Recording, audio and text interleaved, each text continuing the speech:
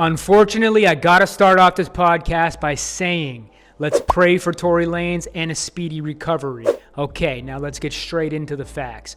While the rest of the media is worried about the details, I want to know how he was even in a position to be attacked and stabbed 14 times inside of LA prison, which he probably shouldn't even be there in the first place, at least for this amount of time, because the facts are coming out now that he did not pull the trigger and shoot Meg Thee Stallion. In fact, his legal team has come out with new evidence showing that girl Kelsey, who was Meg's friend, actually pulled the trigger.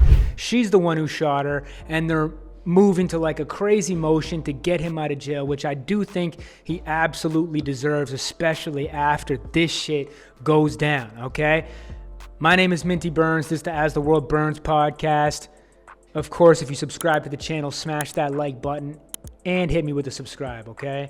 Now let's get into the facts of the legacy looking proper, young Frank Sinatra, new silk the shocker, drunk drinking vodka, generation lost, I'ma bring it back, no Cindy Lauper, more Dennis Rodman.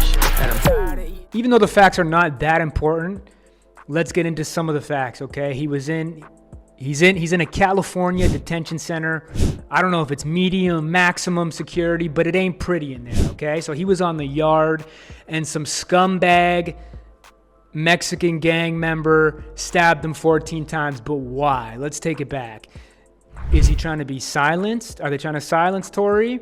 Because before he got locked up, we all know that he was on the Breakfast Club speaking out against Rock Nation, speaking out against the major label system, the whole music industry, and now we see that all crumbling with this Diddy trial. The whole fucking major label system in the music industry is kind of at threat right now. Tory Lanez was exposing it, upon many other things.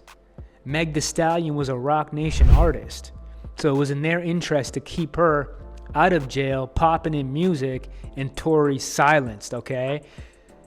And, you know, some people can say it goes to even deeper extremes with this girl, Desiree Perez, who, like, literally runs Rock Nation, and she's tied in with you-know-who. I don't even got to say it.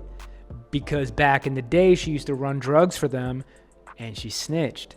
But maybe she still has some ties. And if she wants to silence Tory, I mean, I just don't see this being, like, any type of a natural scenario. Like, there was rumors saying that he had talked shit about the dude's wife. Why would he do that? For what reason? You know what I'm saying? Like, that doesn't make any sense. So this is a deep, deep story that we don't have all the details of, but it's looking sketchy as fuck. And with Tory having to go through this shit, the man should be free from jail. Like, there's no way. He should at least be allowed to recover at home outside of the ugly prison system. You know what I'm saying? That's my take on it. We just listened to his album that he recorded in jail. The shit was fire. I forget what it was. Forget what the name was. But yeah, that I don't know if you guys checked it out, but that album was fire. He recorded it on fucking iPhones in jail, and he was singing, he was rapping, the beats were lit. My favorite song is probably the first one. It's called Free Me. Now, if you listen to that shit now after hearing this, that shit's gonna hit way, way deeper. So, if you want to support Tory, go listen to his new album that he released while he was in jail. You know what I'm saying? It's gonna hit a lot deeper after we hear this unfortunate story happen. But let's see what happens, all right? There's a million people covering, you know, this topic. There's a million facts. It's almost a little bit overwhelming. His dad's speaking out again, of course, rightfully so, as he should, about injustice, probably about Rock Nation, and I don't know. I'm not going to pull up any videos and do that screen recording thing on this episode. Let's just wait and see what happens, but that's my take on the situation. Was Tory wrong for putting himself in this situation? Yeah, of course. The liquor, the ego, maybe the drugs, the girls, but facts are facts. And if he didn't shoot Meg Thee Stallion, he shouldn't be in prison for a crime he didn't commit, let alone lose his life in prison for a crime he didn't commit. That would be the ultimate injustice.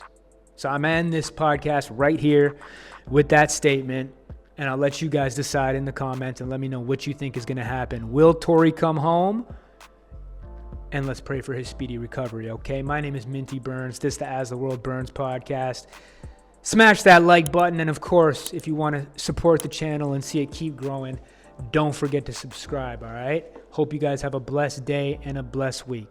Much love. I'm out of here. Peace. What's really frightening about this fire is how quickly it took off. I'm smoking hookah, watch the world burning down. What we gotta do to make the world turn around.